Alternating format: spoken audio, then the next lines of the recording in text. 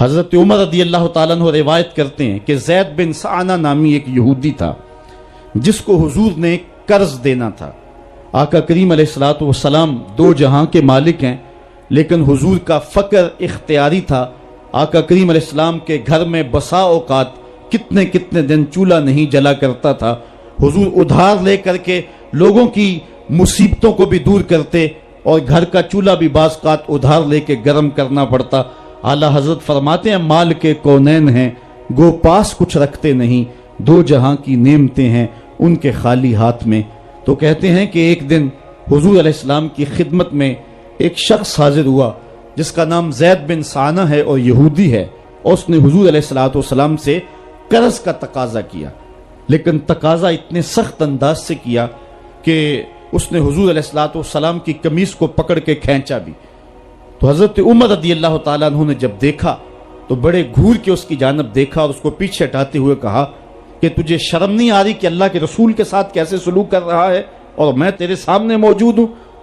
تو حضرت نبی رحمت صلی اللہ علیہ وسلم نے حضرت عمر کو کہا عمر مجھے تجھ سے اس بات کی توقع نہیں تھی۔ ذرا غور کیجئے حضور علیہ السلام کی اس سیرت کے انداز کو۔ ایک شخص آ رہا ہے اور حضور سے سختی کر رہا ہے، ابھی حضور کو قرض لٹانے کی جو تاریخ ہے اس میں بھی 4 دن باقی رہتے ہیں اور وہ ناجائز سختی کر رہا ہے۔ حضرت عمر رضی اللہ تعالیٰ عنہ نے جب اس کو گھورا اور سختی کی تو حضور علیہ السلام نے فرمایا عمر مجھے تیرے سے اس بات کی توقع نہیں تھی، تمہارا کام تو یہ تھا کہ مجھے حسن ادا کی تلقین کرتے کہ اچھے انداز سے قرض واپس کرو، اور اس کو جو ہے وہ نرمی کی تلقین کرتے، اور پھر آقا کریم علیہ السلام نے فرمایا اس کا قرض ادا کر دو، اور اے عمر جو تم نے اس کو گھورا ہے اس کے بدلے میں 20 وسق زیادہ کھجوریں بھی تم اس کو دو گے۔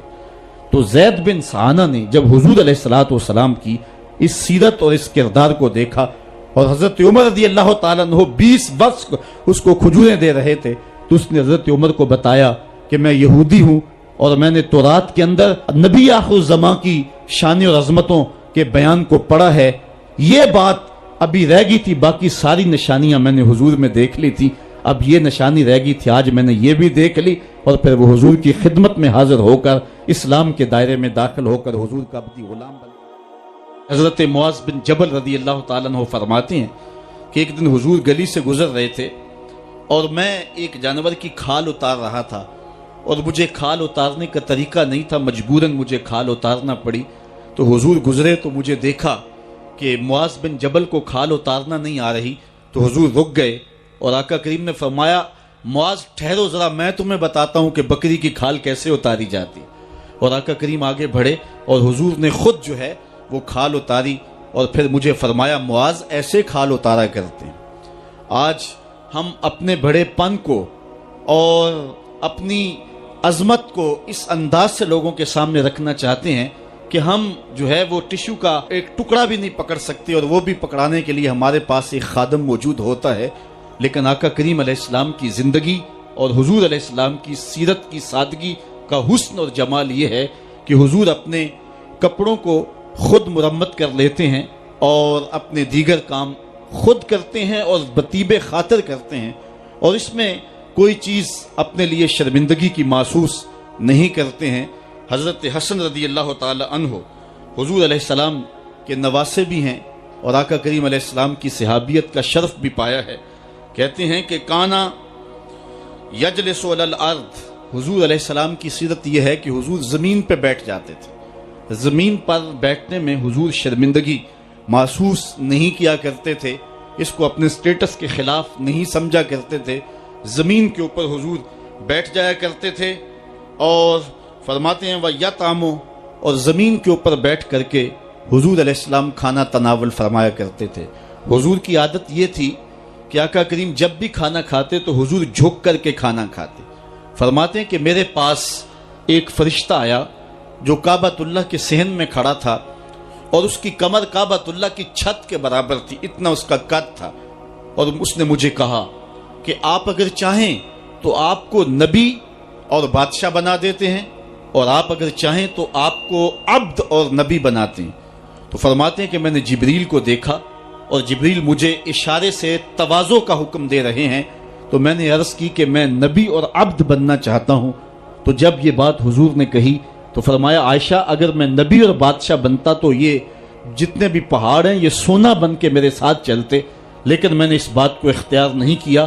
اور اس کے بعد حضور علیہ السلام جب بھی کبھی کھانا کھاتے تو حضور جھک کر کے کھاتے، جس طرح مالک کی دہلیز سے خیرات ملتی ہے اور کوئی خادم اس کو جو ہے وہ شکرانے کے طور پہ جو ہے وہ انتہائی عجز کے ساتھ کھاتا ہے.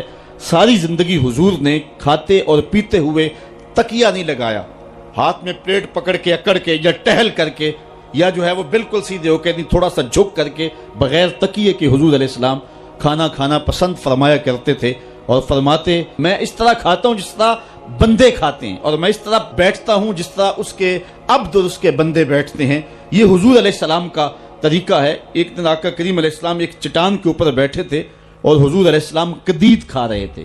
یہ خشک گوشت جو کر کے اس کو بعد میں جب پکایا جاتا ہے تو اس کو قدید کہتے ہیں، یا سرید تھی، حضور کھا رہے تھے. تو ایک خاتون وہ گزری اور اس کے بارے میں اہل علم کہتے ہیں کہ وہ بڑی زبان دراز تھی اور وہ مردوں کو بھی ایسی ایسی باتیں کرتی کہ لوگ جو ہے وہ اس کی شر سے بچا کرتے تھے. تو اس نے کہا کہ آپ تو ایسے کھا رہے ہیں جس طرح کے عبد کھاتے ہیں. تو حضور علیہ السلام نے فرمایا اگر میں عبد نہیں ہوں تو کون عبد ہے؟ فرمایا میں سب سے بڑا عبد ہوں. تو جب یہ بات سنی تو اس کے قدم رک گئے اور اس نے حضور علیہ السلام کی خدمت میں عرض کی کہ حضور آپ پھر اکیلے ہی کھا رہے ہیں، مجھے بھی کھلائیں. تو حضور نے ایک لقمہ اٹھایا، فرمایا لو تم بھی کھا لو. تو اس نے کہا یہ نہیں، بلکہ جو آپ کے منہ میں ہے میں وہ کھانا چاہتی ہوں. تو حضور علیہ السلام نے اپنے منہ کا نوالا نکال کر کے اس کے منہ میں ڈال دیا. تو کہتے ہیں کہ اس کے بعد کبھی بھی اس کی زبان پر کبھی فحش بات آئی نہیں تھی. حضور کے جھوٹے کی وہ برکت تھی اور اس کا وہ فیضان تھا کہ اس کے اندر ایسی روشنی ہو گئی.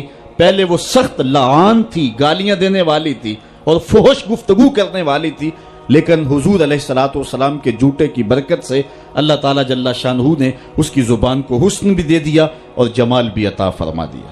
تو حضور علیہ السلام کی عادت تھی کہ آقا کریم زمین پہ بیٹھ کے کھاتے، جھک کے کھاتے. فرماتے میں ایسے کھاتا ہوں جس طرح عبد کھاتے ہیں. وَيَلْبَسُ الْغَلِيظ، اور آقا کریم علیہ السلام موٹے کپڑے پہنتے تھے. باریک ترین کپڑے پہننے سے حضور نے گریز کیا ہے.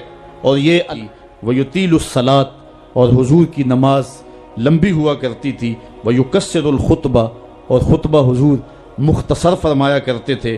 وَلَا يَعْنِفُ أَن يَمْشِيَ مَعَ الْأَرْمَلَةِ وَالْمِسْكِينِ فَيَقْضِي لَهُ الْحَاجَةَ، اور حضور علیہ السلام اس بات میں کوئی شرمندگی محسوس نہیں کیا کرتے تھے کسی مسکین، کسی لاچار، کسی بیوہ، کسی یتیم اور کسی مسکین کے ساتھ چلیں اور اس کے کام آئیں اور مصیبت میں اس کا دکھ بانٹ دیں اور اس کی حاجت کو حضور پورا فرما دیں.